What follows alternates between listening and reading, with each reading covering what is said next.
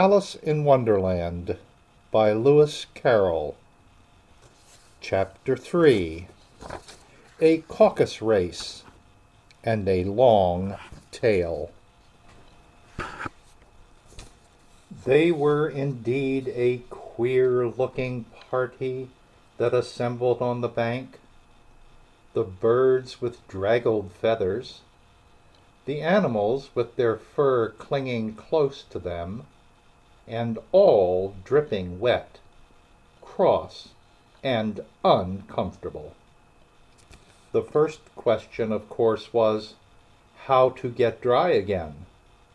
They had a consultation about this, and after a few minutes it seemed quite natural to Alice to find herself talking familiarly with them as if she had known them all her life. Indeed, she had quite a long argument with the Lory, who at last turned sulky and would only say, "I am older than you and must know better." And this Alice would not allow without knowing how old it was, and as the Lory positively refused to tell its age, there was no more to be said. At last the Mouse, who seemed to be a person of authority among them, called out, "Sit down, all of you, and listen to me. I'll soon make you dry enough." They all sat down at once, in a large ring, with the Mouse in the middle. Alice kept her eyes anxiously fixed on it, for she felt sure she would catch a bad cold if she did not get dry very soon.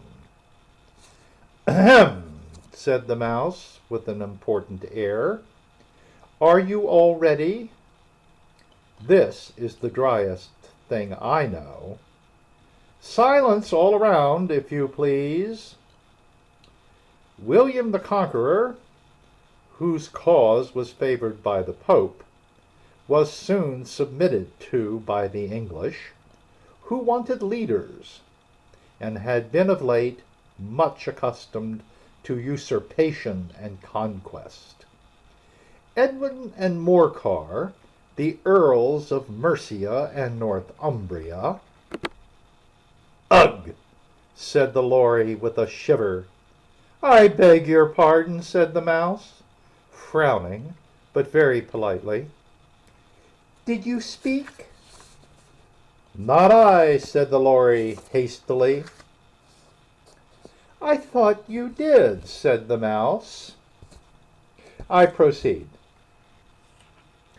Edwin and Morcar, the Earls of Mercia and Northumbria, declared for him, and even Stigand, the patriotic Archbishop of Canterbury, found it advisable—" "Found what?" said the Duck. "Found it," the Mouse replied rather crossly. "Of course you know what it means." "I know what it means well enough when I find a thing," said the Duck. "It's generally a frog or a worm. The question is, what did the Archbishop find?" The Mouse did not notice this question, but hurriedly went on. "Found it advisable to go with Edgar Atheling to meet William and offer him the crown. William's conduct was at first moderate, but the insolence of his Normans— How are you getting on now, my dear?" it continued, turning to Alice as it spoke. "As wet as ever," said Alice in a melancholy tone. "It doesn't seem to dry me at all." In that case, said the dodo solemnly, rising to its feet, I move that the meeting adjourn for the immediate adoption of more energetic remedies. Speak English, said the eaglet. I don't know the meaning of half those long words, and, what's more, I don't believe you do either. And the eaglet bent down its head to hide a smile. Some of the other birds tittered audibly.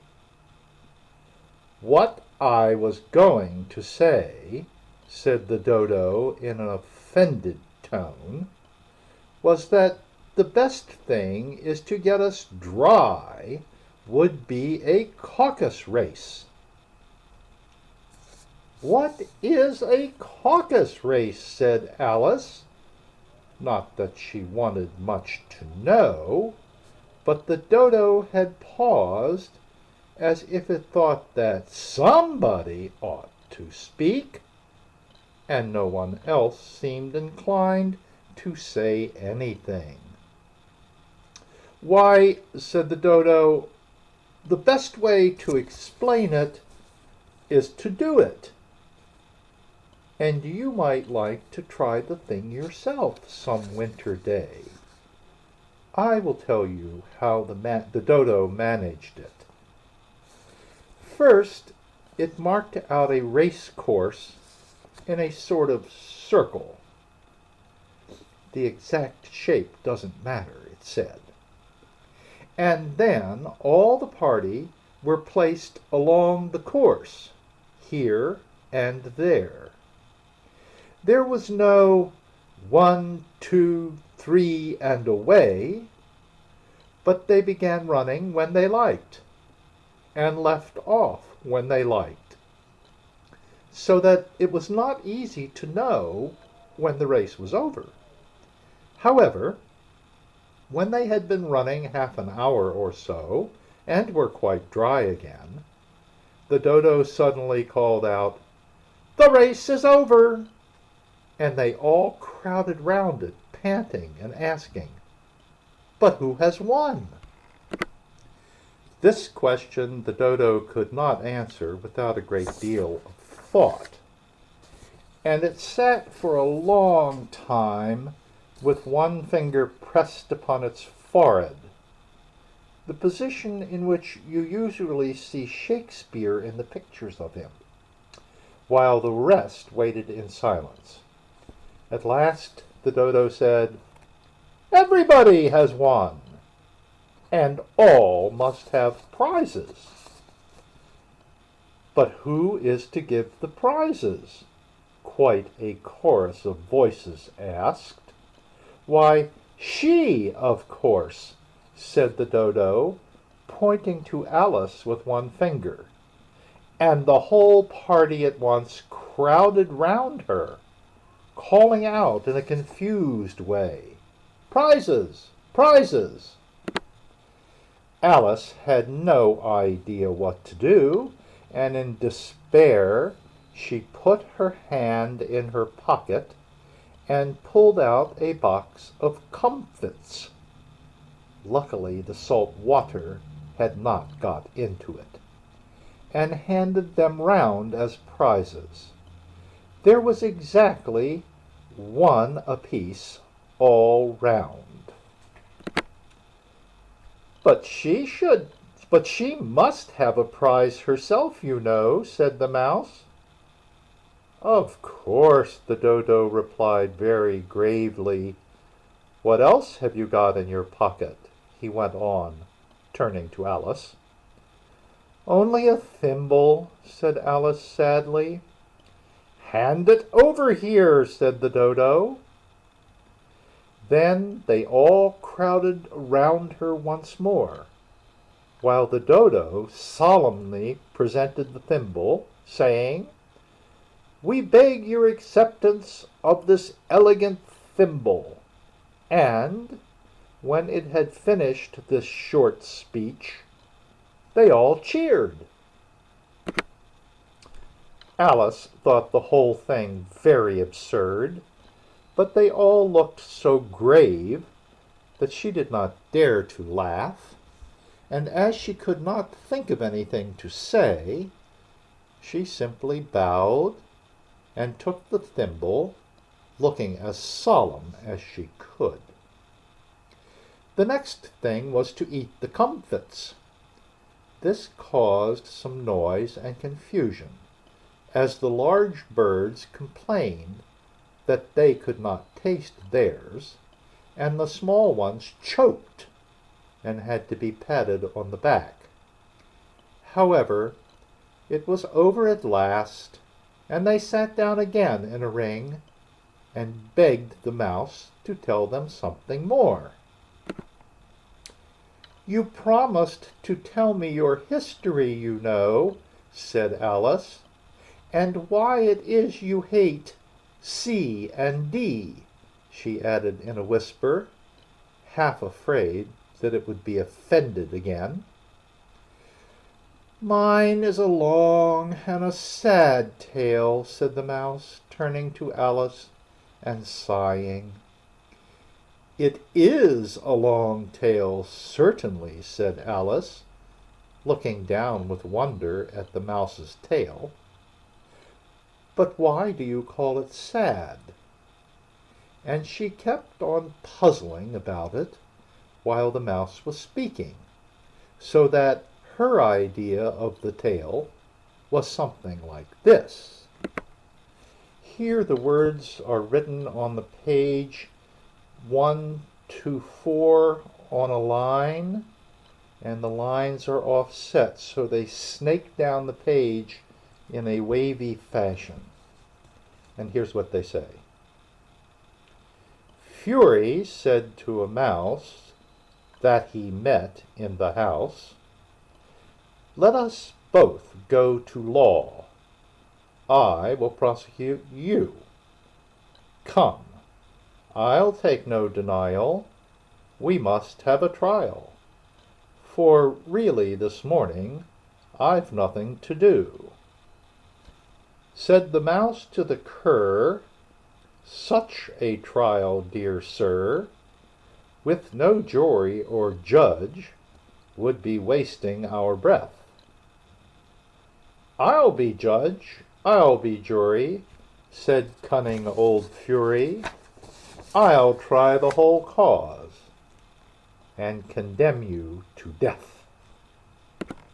And there's where the snaky text ends. Continuing. "You are not attending," said the mouse to Alice severely. "What are you thinking of?" "I beg your pardon," said Alice, very humbly. "You had got to the 5th bend, I think?" "I had not," cried the mouse, sharply and very angrily. "A knot," said Alice, always ready to make herself useful, and looking anxiously about her. "Oh, do let me help to undo it." "I shall do nothing of the sort," said the mouse, getting up and walking away. "You insult me by talking such nonsense." "I didn't mean it," pleaded poor Alice, "but you're so easily offended, you know." The mouse only growled in reply. "Please come back and finish your story," Alice called after it, and the others all joined in chorus.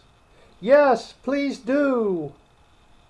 But the mouse only shook its head impatiently and walked a little quicker. "What a pity it wouldn't stay," sighed the lory, as soon as it was quite out of sight, and an old crab took the opportunity of saying to her daughter, "Ah, my dear, let this be a lesson to you never to lose your temper." "Hold your tongue, Ma," said the young crab a little snappishly. "You're enough to try the patience of an oyster." "Oh, I wish I had our Dinah here, I know I do," said Alice aloud, addressing nobody in particular. "She'd soon fetch it back." "And who is Dinah, if I might venture to ask the question?" said the Lory.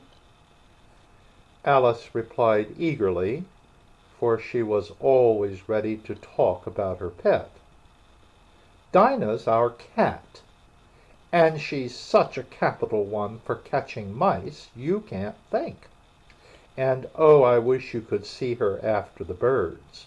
Why, she'll eat a little bird as soon as look at it." This speech caused a remarkable sensation among the party. Some of the birds hurried off at once. One old magpie began wrapping itself up very carefully, remarking, "I really must be getting home. The night air doesn't suit my throat." And the canary called out in a trembling voice to its children, "Come away, my dears. It's high time you were all in bed."